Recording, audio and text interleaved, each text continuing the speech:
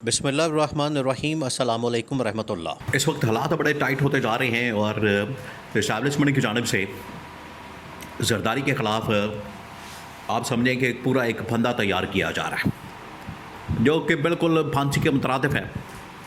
क्योंकि अगर ये 28वें तरमीम के ऊपर साइन नहीं करते, उसको पास नहीं करते, उसके ऊपर अंगूठे नहीं लगाते, उसको सपोर्ट नहीं करते, उसको वोट नहीं देते, तो उसके बाद इनसे फिर इस्तीफ़ा ले लिया जाएगा, इनको ज़बरदस्ती निकाल दिया जाएगा।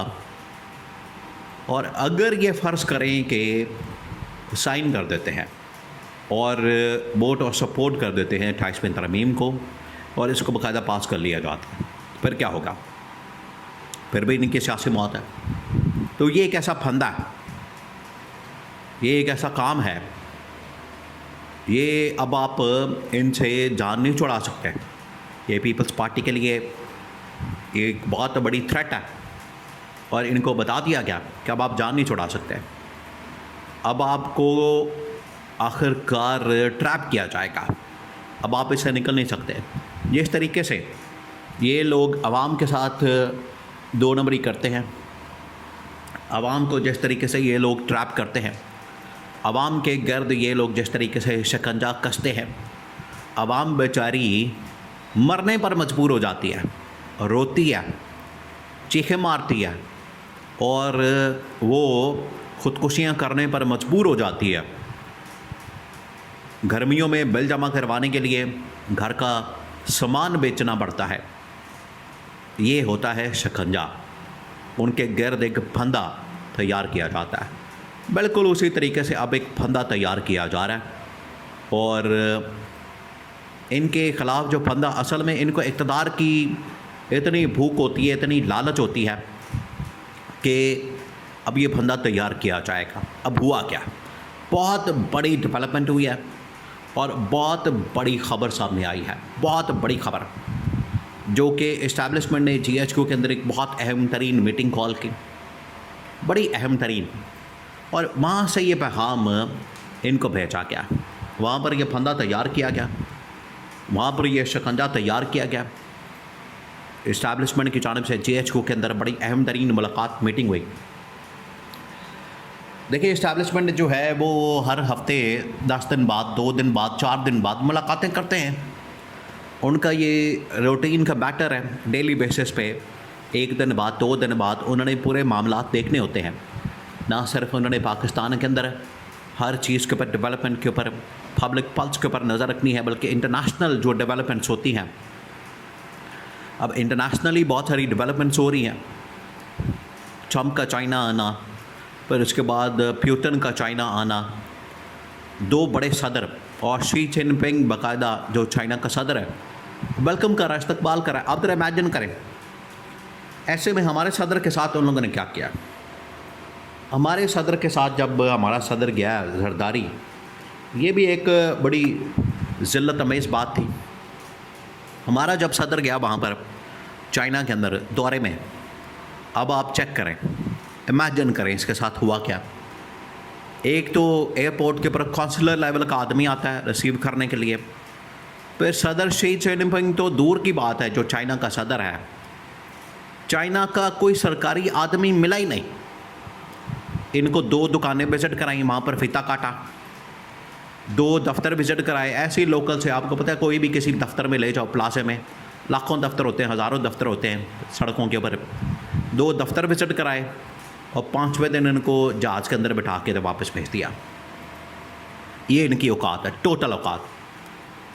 तो जरदारी की औकात भी सामने आ गई।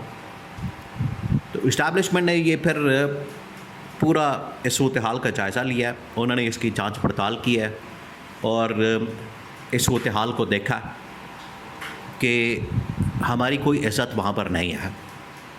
अगर यही दौरा field marshal army chief general Asim Munir करते तो यकीनन शी जिनपिंग के साथ मुलाकात हो जाती और वो बाकायदा उनके साथ मुलाकात करते, इनके साथ इंटरेक्शन करते।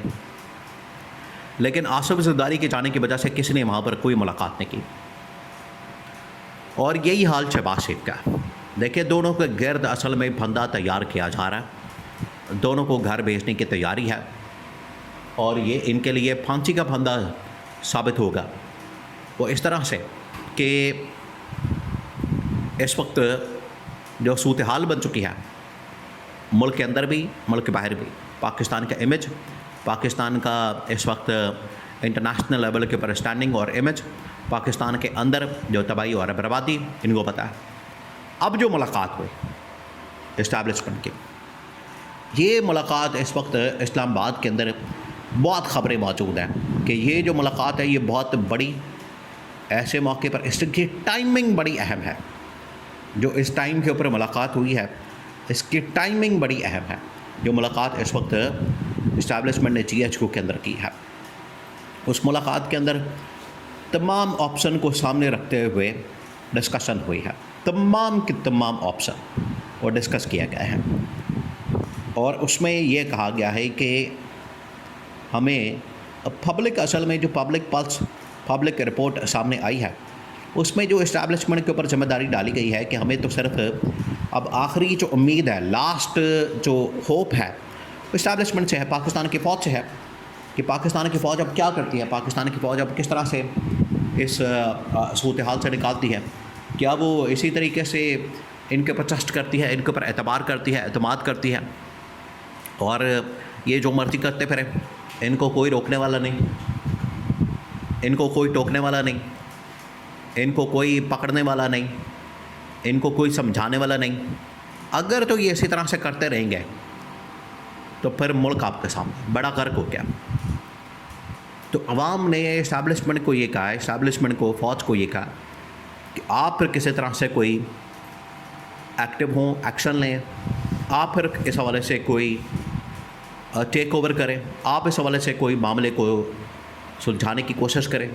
जिसके बाद इस्टेब्लिशमेंट की ये जो मुलाकात हुई टॉप मिलिट्री कमान की, उसमें ये फ़ैसला किया गया कि अब हमने कंट्रोल करना चीज़ों को, और अगर हम कंट्रोल नहीं करेंगे तो फिर कोई नहीं करेगा। क्योंकि इस वक्त अब बकौल इस्टेब्लिशमेंट के तमाम की तमाम जमातें नाकाम हो चुकी हैं डिलीवर करने में पिछले 25 सालों के अंदर, 26 सालों के अंदर, जब से ये सदी शुरू हुई 2000 से लेकर 2026 साल हो गए हैं और मुल्क का बड़ा गर्क हो गया। मुल्क आज 1 लाख अरब रुपए के खर्चे के अंदर डूब चुका है। आवाम के ऊपर नको नक कर्जा आ चुका है और मुल्क की हालत आपके सामने, तबाही और बर्बादी। फिर कहाँ गया पैसा? ये सबसे बड़ा सवाल है। तो उसके लिए फिर गवर्नेंस को मॉडल चेंज करना, इकोनॉमिक सिस्टम को बेहतर करना, इन तमाम चीज़ों को करने के लिए आपको जो फंडामेंटल एक चेंज है, तब्दीली है, वो टॉप पोजीशन को सबसे पहले आपने उनमें तब्दीली लानी है।